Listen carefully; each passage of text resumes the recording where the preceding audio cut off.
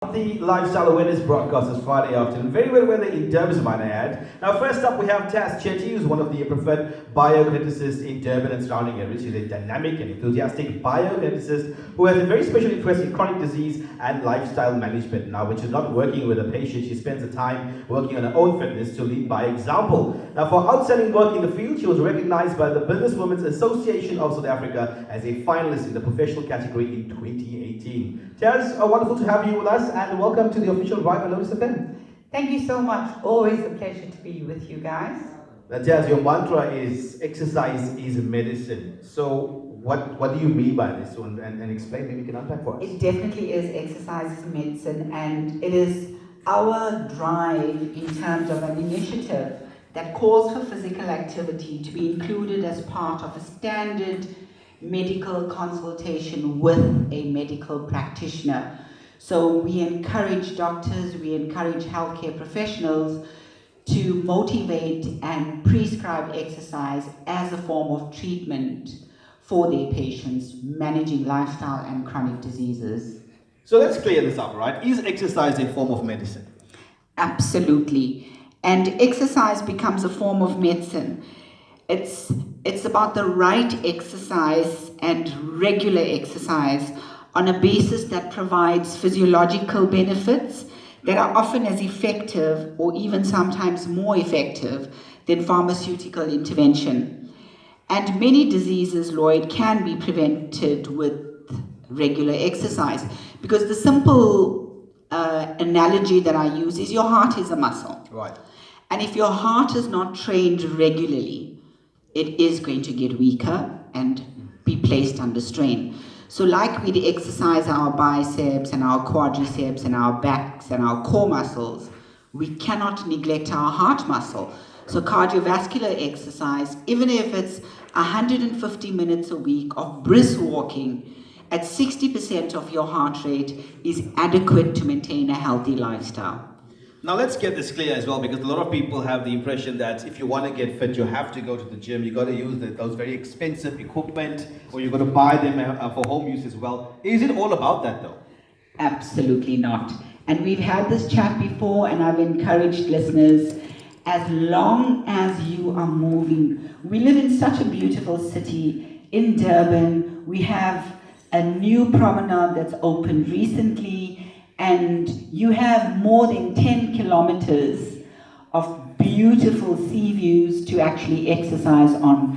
Our municipality have created outdoor public facilities, exercise facilities, which we are able to use. So you don't need to spend money on going to the gym. You don't have to spend money on buying fancy equipment.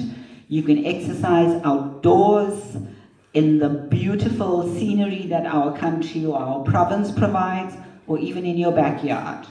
So we have our listeners across the country tuning in right now, and of course globally as well on www.lotusfm.co.za. Let's speak about a very good exercise routine. What should I include in that?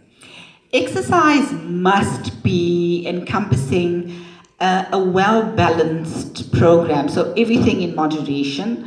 So I would say a good cardiovascular component, so you walking, brisk walking, or high intensity, a mild jog or high intensity running, strength training at least 3 times a week, and a very often and neglected part of exercise is flexibility training.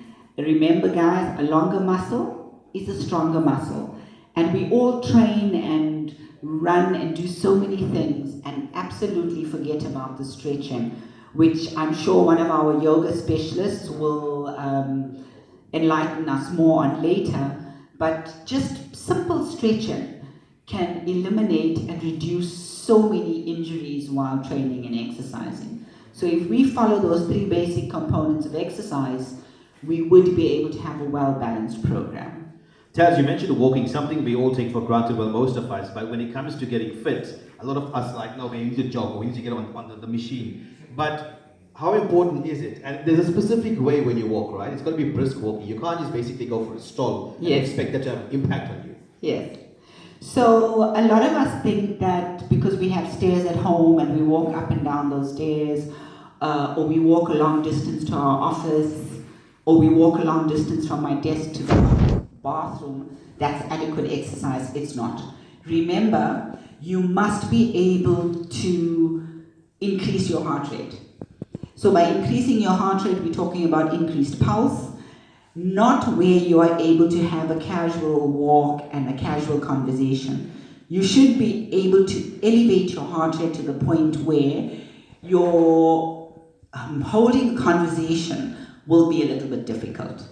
So shopping with your friend at Gateway, cruising along the aisles, having a sweet little chit-chat is not considered exercise, ladies, unfortunately. But if you can speed shop like I do, then that's considered exercise, because I can tell you I can do 10,000 steps in a very short time at Gateway with a heart rate of above 70%. But that's considered exercise. 10,000 steps a day, working over 60%. So you're one of those heart ladies rate. that I have to make a space for when I'm at the mall, coming full tilt at me. Absolutely. Ask my friends and family, they'll tell you that. Right, so Taz, we have our studio audience here at SABC M1. What are some of the exercises you will be taking our audience through? So we're going to do basic stuff like things that you can do at home. So a few strength training exercises or toning exercises will increase the heart rate a little bit with some cardiovascular work with the music that we'll be getting from our DJ.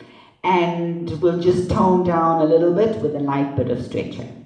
All right, great stuff. Let's get ready, not waste any time. Let's pay the bills and get into some music. Save up to 30% on your groceries instantly with the Checkers Extra Savings Card. And with 300 new